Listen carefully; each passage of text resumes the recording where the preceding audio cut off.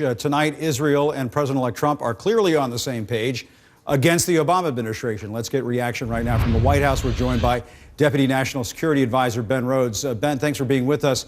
I guess the question, and you've probably already heard this one today, but I'll ask it to you here, is this President Obama getting back at Prime Minister Netanyahu?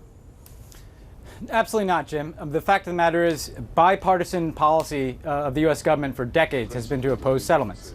The reason we took this step is because for years we've seen an acceleration in the growth of these settlements. And frankly, if these current trends continue, the two-state solution is going to be impossible. And the peace that people say that they want, that we badly want for the people of Israel, a secure Israel living side by side with a Palestinian state, that goal will become impossible under the current trends. That's why the president took the decision that he did today. But the Prime Minister's office is obviously deeply disappointed. They're expressing some outrage today over this. What do you say to the Prime Minister's office and various Israeli officials who are now saying that President Obama, that this White House does not have their back? Well, Jim, it's just not backed up by the record. We just concluded a $38 billion 10-year MOU for security assistance to Israel. We've had unprecedented security cooperation with Israel under this administration. But the fact of the matter is, for years, Jim, and you know this from covering the issue, we have expressed grave concern about continued Israeli settlement construction. And the fact is, this settlement construction pushes far outside the boundary of even the security barrier that the Israelis built for themselves. It's deep into the West Bank, deep into what anybody who looks at the issue would consider to be a future Palestinian state. And just the other day, recently, Prime Minister Netanyahu said this is the most pro-settlement government in Israeli history. And he said that with pride. And the fact is, we can't just stand on the sidelines as these trends take place that threaten the viability of a two-state solution and the peace that we want for the Israeli people and for the region. So you felt like you had to send a message to the Prime Minister? Is that what this is? No, to the world. This is an affirmation of what is existing U.S. policy, Jim. There's nothing in this resolution, again, that hasn't been consistent U.S. policy under two different bipartisan administrations. The fact is, the resolution also condemns incitement to violence, which we've seen too often in the Palestinian territories, which is also an impediment to peace. So we make clear the responsibilities on both sides, the Palestinians to stop terrorism, to stop the incitement to violence, and the Israeli government to not continue with settlements that will make peace impossible. And so why not work behind the scenes to prevent this resolution from being considered in the first place? Was that not a possibility? You could have worked against it behind the scenes instead of allowing all of this to unfold in this very public and spectacle-like way. Well, look, contrary to what's been said, this was not a U.S. resolution. We did not draft it. We did not put it forward. The fact of the matter is, there are resolutions that are pursued all the time in the Security Council. This was put forward by Egypt yesterday, and was taken to a vote, called to a vote by other members of the Security Council today. Again, we didn't draft it.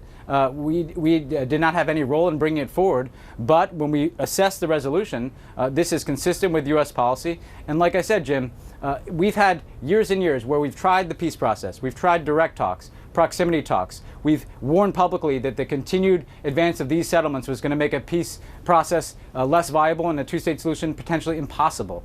We cannot, in good conscience, leave this office without affirming that what we're seeing on the ground. And I know there's a lot of coverage of the politics of this, Jim. President Obama doesn't have to worry about politics. He's leaving. We're worried about the situation on the ground in the West Bank, where we see settlement activity that is making a two-state solution impossible. But the situation you're turning over to is going to President-elect Trump, soon to be President Trump. He was involved in all of this yesterday. You were on a conference call with reporters earlier today saying we only have one president at a time.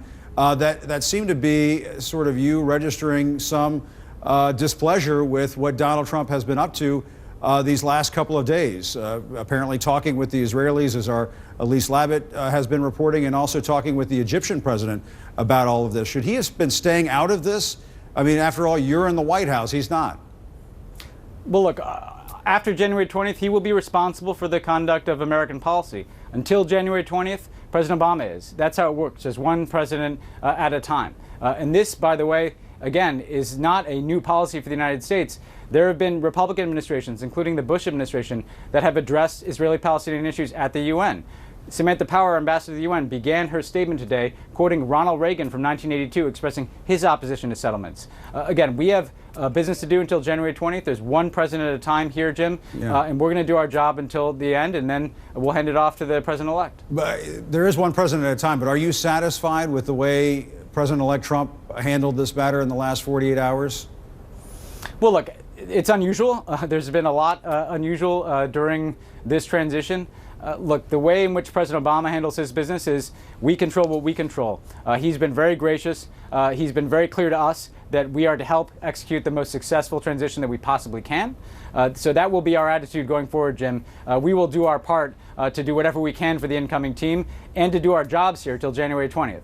And do you think that this has damaged the relationship between President Obama and President-elect Trump? They seem to be hitting it off at the beginning of this transition process, and there seems to be some turbulence here. No, look, Jim, they have a difference on this issue. That was already clear. They've taken different positions as it relates to a number of foreign policy issues. Obviously, the president-elect wasn't the preferred candidate for President Obama. So, you know, that's priced in, that's baked in, Jim. Sure. We can do what we can do and control our own behavior. And that is to govern as best we can, to be very clear about what we're doing, and to help the new team as they transition in. That's what we're going to do. It's up to the president-elect and his team as to how they're going to conduct themselves. One last question, Ben, different subject. Donald Trump apparently told Mika Brzezinski in an off-air conversation, let it be an arms race when it comes to this back and forth with Vladimir Putin over nuclear weapons.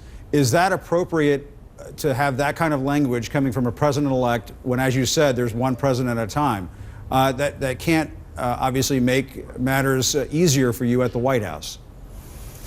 Well, it's also an unusual comment. You know, Jim, here too, I'd just say every administration since the Reagan administration and the end of the Cold War has reduced our nuclear stockpiles.